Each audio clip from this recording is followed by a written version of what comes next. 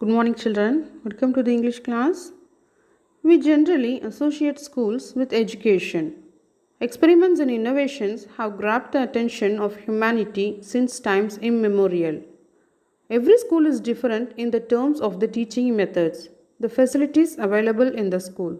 And apart getting education from the school, we learn so many other things.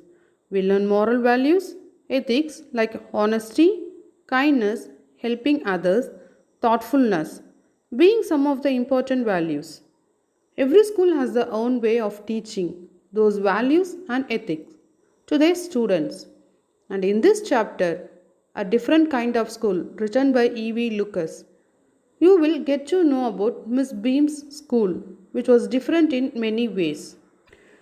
In Miss Beam's school, values are taught to children, but in very different way. In what way? Let's find out in what ways Miss Beam's school was different. First, let me give the introduction for the topic, A Different Kind of School, written by E.V. Lucas. This lesson addresses an important social concern for the differently abled. Its aim is to make our children appreciate and understand misfortune and make them share in misfortune. In this school, each term every child has to play different types of game like blind, lame, deaf, dumb and injured. The real aim of this school is not so much to teach thought as to teach thoughtfulness, kindness to disabled persons and to make them a responsible citizens of the nation. Different kinds of game: blind day, lame day, dumb day, deaf day, injured day. First, let's focus on the blind day. During the blind day, students' eyes are bandaged absolutely and they are instructed not to peep. The bandage is put on overnight so they wake blind. This means that they need help with everything. Other children are given the duty of helping them and leading them about. They all learn so much this way, both the blind and the helpers. Thus, even the thoughtless student realizes about the misfortune. The students feel awful to be blind because they cannot see a thing. They also feel that they are going to be hit by someone every moment. The blind day is, of course, really the worst day. Next, lame day. Students feel the lame day as a very funny day. They hop with a leg tied up. Sometimes an arm was tied up, but it was a more troublesome because one cannot eat without help. Next, dump day. In this game, children's mouths are bandaged. They have not to speak even a single word. Thus, they really have to exercise their willpower. Some children feel that this day is the most difficult game because they cannot bandage their mouths. Next, deaf day. In this game, children's ears are stuffed with cotton so that they cannot listen to their friends' conversation. They are bound to understand through the gesture by anyone. Thus, they realize the problem of the deaf person. The last day, injured day. On this day, the children play a role of an injured person. They cry for help because of pain. Thus, they feel how to help an injured person. Let's learn some vocabulary from this lesson. Bandage, to tie cloth or strip. Plump, strong. Misfortune, bad luck. Hopeless, without hope. Absolutely, completely. Misery, difficulty. Thoughtless, careless. Awful, bad. Troublesome, difficult. Crutch, supporting stick for a lame person. Crippled, handicapped or lame person. Bandage, to tie cloth or strip. Plump, strong. Misfortune, bad luck. Hopeless, without hope. Absolutely, completely. misery, difficulty, thoughtless, careless, awful, bad, troublesome, difficult, crutch, supporting stick for a lame person, crippled, handicapped, or lame person. Before getting to the explanation for this lesson, let me give you the summary first. This is the story of a school where the children were taught to sympathize with and help each other. The writer had heard a lot about Miss Beam's school. They said that she was using new methods of teaching to make the children better citizens. So the writer wanted to see it all himself. So he had gone to visit Miss Beam's school. As the author entered the school, he saw a girl whose eyes were covered with a bandage. She was being led carefully between the flower beds by a little boy. The author then came to Miss Beam, who told him that her teaching methods were simple. However, there was only one thing which was different. The real aim of this school, she said, is not so much to teach thought as thoughtfulness and kindness to others. The author looked out of the window and he was a little pained. He saw that although there were in the open field so many happy children, they were not all so healthy and active looking. He saw two more girls with their eyes bandaged. Then there was a third with a crutch watching others at play. The author was surprised when Miss Beam told him that the girl with the crutches was not lame. Again, the girls with their eyes bandaged were having no trouble in their eyes. That was an important part of their teaching system. To make children appreciate and understand misfortune, the school made them share in misfortune. The children are bandaged or made lame so that they understand what this misfortune really is. Then others are told to help them so that they learn to help those who are in misfortune.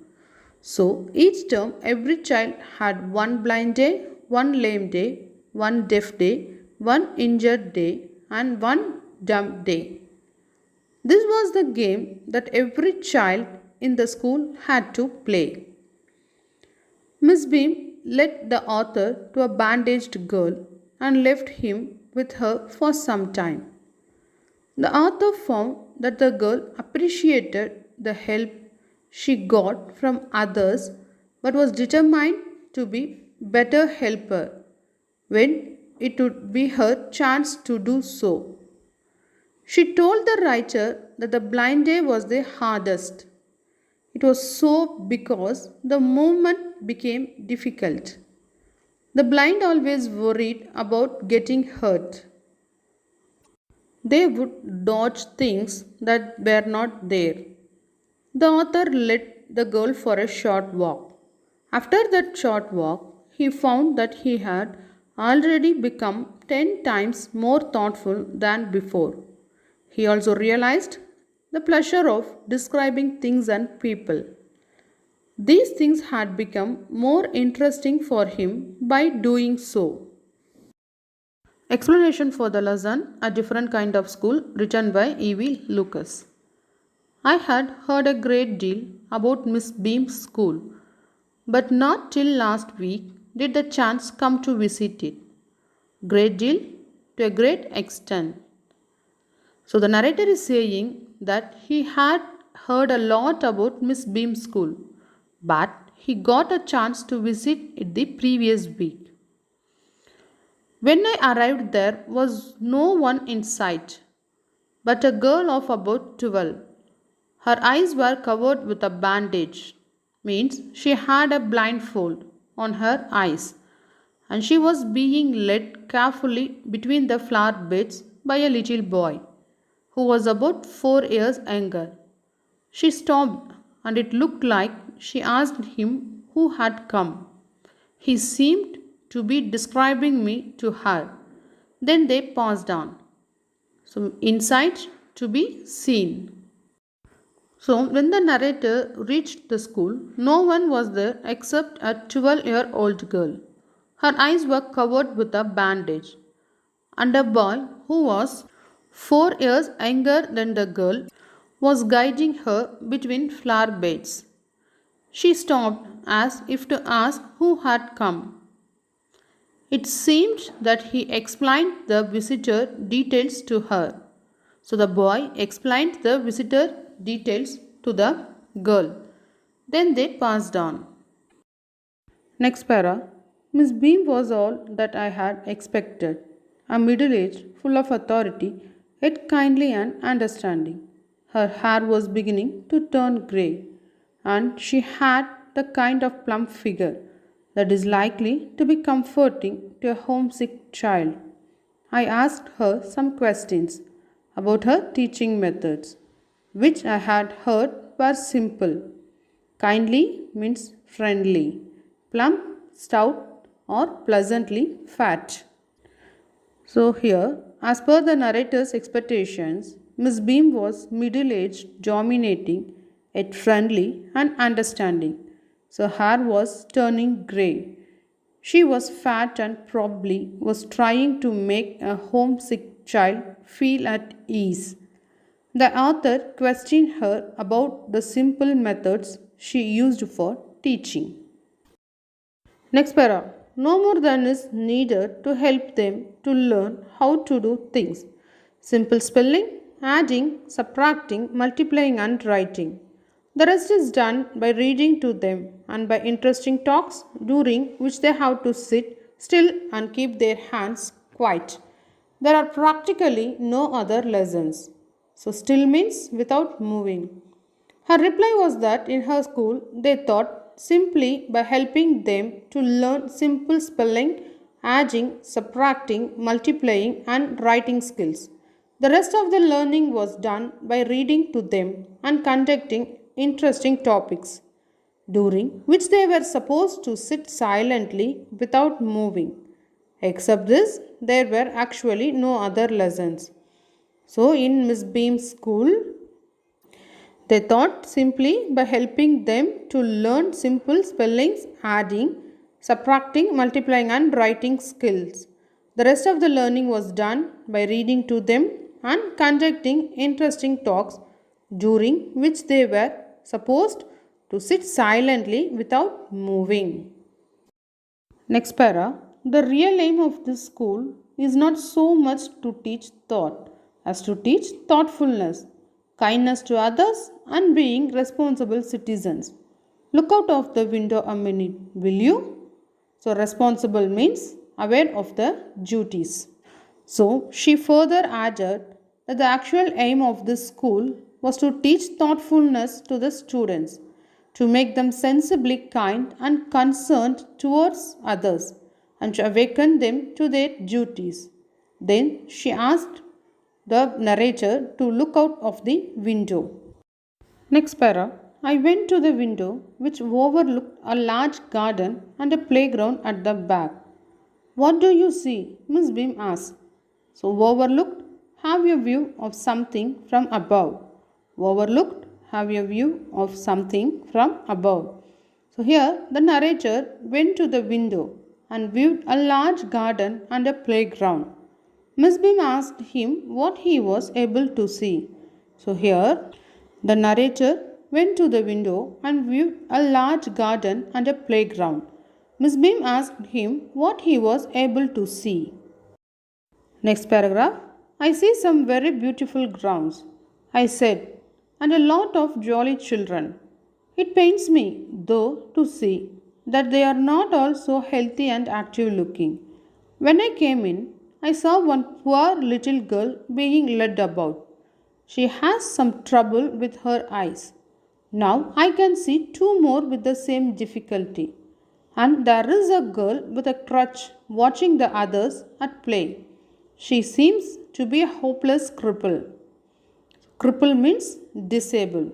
So here the narrator explained what all he was able to see. Beautiful grounds, many cheerful children.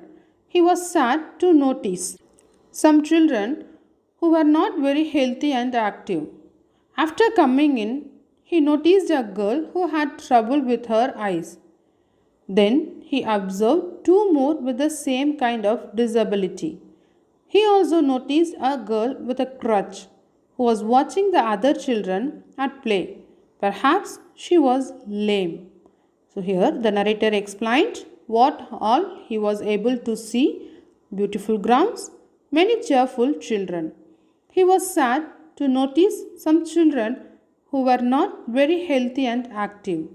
After coming in, he noticed a girl who had trouble with her eyes. Then he observed two more with the same kind of disability. He also noticed a girl with a crutch who was watching the other children at play. Perhaps she was lame. Next para. Miss Beam laughed. Oh no, she said. She is not really lame. This is only her lame day. The others are not blind either. It is only their blind day. I must have looked very surprised, for she laughed again. So, at play means playing. Hopeless, unfortunate, or without hope. Lame day, day on which she acts as if she was lame. So, Miss Beam laughed and explained that she was not lame. Rather, it was her lame day. The others are also not blind, but are observing their blind day. She laughed again at me, astonished look. Miss Beam laughed and explained that the girl was not lame, rather, it was her lame day. The others also not blind, but are observing their blind day. She laughed again. Next para. This is a very important part of our system. To make our children appreciate and understand misfortune, we make them share in misfortune too. Each term, every child has one blind day, one lame day, one deaf day, one injured day, and one dumb day. During the blind day, their eyes are bandaged absolutely, and they are on their honor not to peep. The bandage is put on overnight, so they wake blind. This means that they need help with everything.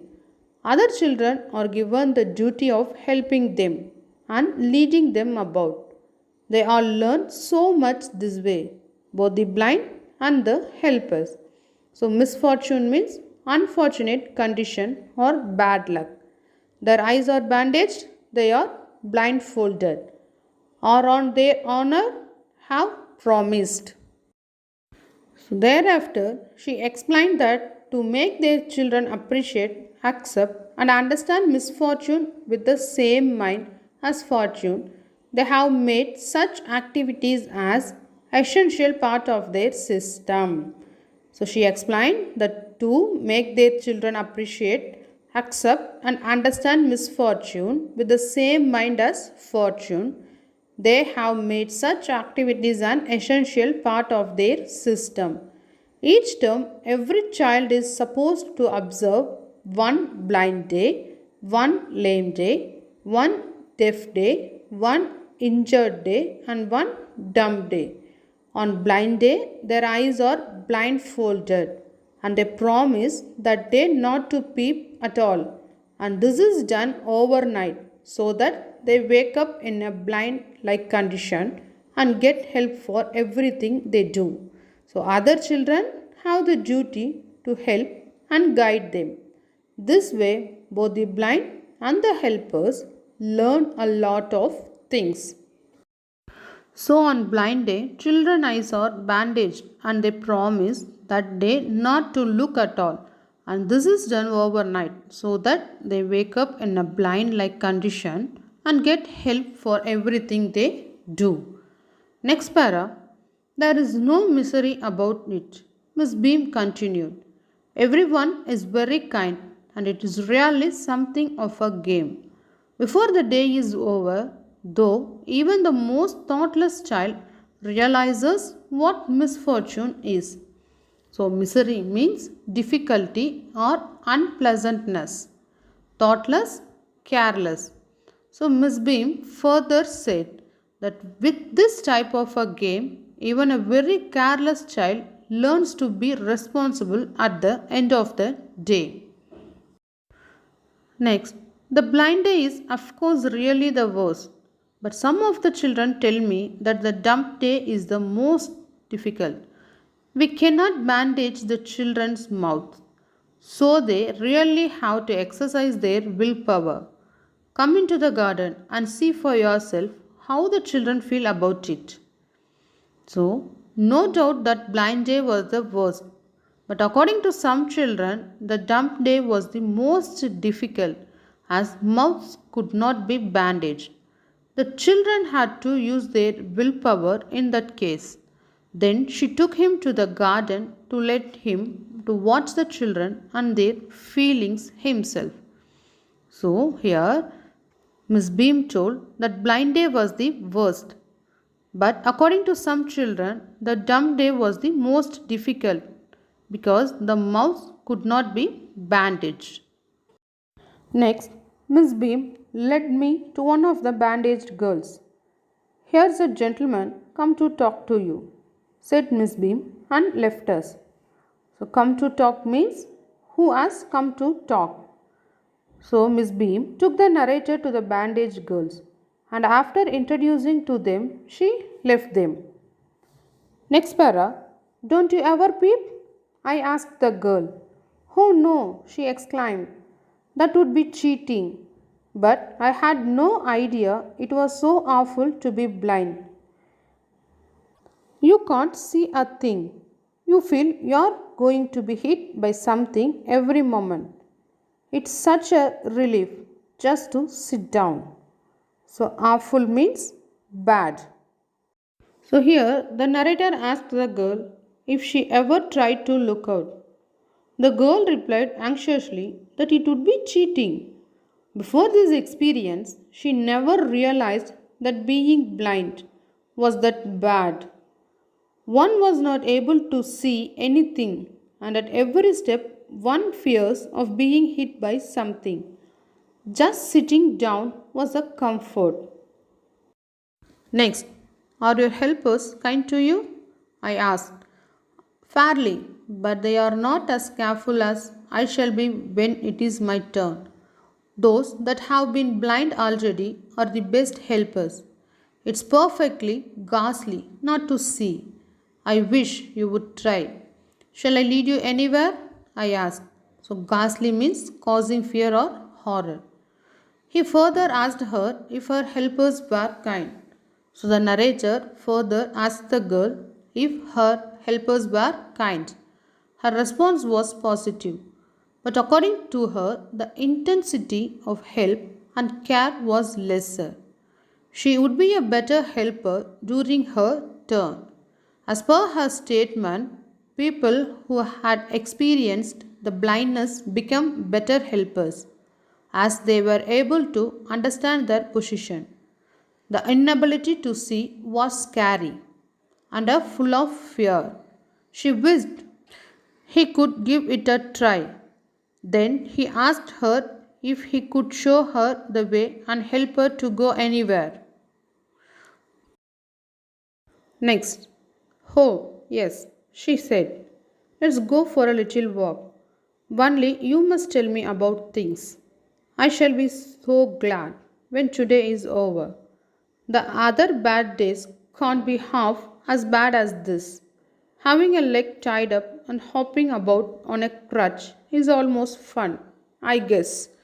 Having an arm tied up is a bit more troublesome because you can't eat without help and things like that.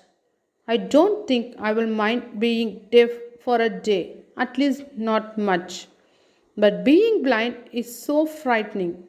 My head aches all the time just from worrying that I will get hurt. Where are we now? So, glad means happy. Hopping, to leap or jump with quick short steps. Hopping, to leap or jump with quick short steps.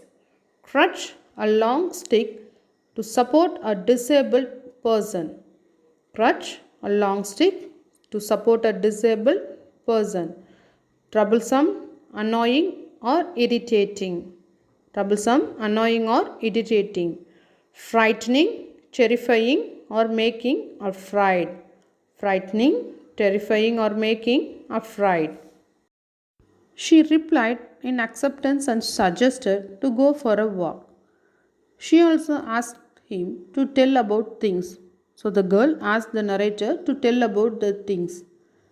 She said that she would be full of joy once the day is over. She further said that even the bad days would be half as bad than to be blind. In her opinion, other things were fun, like to have a leg tied up and jump on a support. Having an arm tied up was still annoying, as it was difficult to eat without help and so on. She said that she would not mind to be deaf for a day, but being blind actually scared her. It troubles her mind with the fear that she would get hurt. Next, in the playground, I said, we are walking towards the house. Miss Beam is walking up and down the garden with a tall girl. What is the girl wearing? My little friend asked. A blue cotton skirt and a pink blouse. I think it's Millie, she said. What color is her hair? Very light, I said. Yes, that's Millie. She is the head girl. There is an old man tying up roses. I said, yes, that's Peter. He is the gardener. He is hundreds of years old. And here comes a girl with curly red hair. She is on crutches. That's Anita, she said. And so we walked on. Gradually, I discovered that I was 10 times more thoughtful than I ever thought I could be. I also realized that if I had to describe people and things to someone else, it made them more interesting to me. When I finally had to leave, I told Miss Beam that I was very sorry to go. Huh, she replied. Then there is something in my system after all. So, troublesome means difficult. Gradually, slowly. The narrator told her that they were in the ground and were walking towards their house. Miss Beam was walking up and down the garden with a tall girl. The little girl called the narrator and asked what dress that tall girl was wearing. The narrator explained to her the details of the dress, a blue cotton skirt and a pink blouse.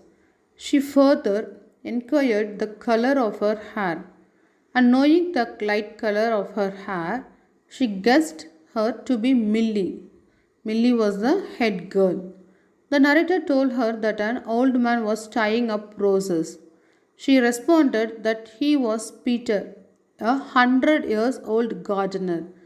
Then a girl with curly red hair on crutches crossed. She told that she was Anita. The narrator realized that he became more thoughtful and sensitive towards the issues of disability and did not want to leave the place, but he had to go. Miss Beam proudly said that the system of her school was so special and unique that the visitors also feel so. So, Miss Beam proudly said that the system of her school was so special and unique that the visitors also feel so. Now it's time to discuss the classwork. First Roman synonyms. Okay, synonyms. First one, great deal means to a great extent. Great deal, to a great extent. Inside, to be seen. Inside, to be seen. Plump, pleasantly fat. Plump, pleasantly fat. Still, without moving. Still, without moving. Cripple, disable. Cripple, disable. Hopeless, unfortunate. Hopeless, unfortunate. Misery, difficulty. Misery, difficulty. awful, bad, awful, bad, ghastly, horror, ghastly, horror, troublesome, annoying, or irritating, troublesome, annoying, or irritating. So, great deal to a great extent, inside to be seen, plump, pleasantly, fat, still without moving, cripple, disable, hopeless, unfortunate, misery, difficulty, awful, bad, ghastly, horror, troublesome, annoying, or irritating. Second Roman, answer the following questions. Why do you think the writer visited Miss Beam's school? The writer had heard much about Miss Beam's new teaching method. So, he visited her school to see the new playway method personally. The writer had heard much about Miss Beam's new teaching method, so he visited her school to see the new playway method personally. Second question. Describe the appearance of Miss Beam. Describe the appearance of Miss Beam. Miss Beam was middle-aged woman, yet kind and understanding. Miss Beam was middle-aged woman, yet kind and understanding. Her hair was grey and she was a little fat. Her hair was grey and she was a little fat. Miss Beam was middle-aged woman, yet kind and understanding. Her hair was grey and she was a little fat.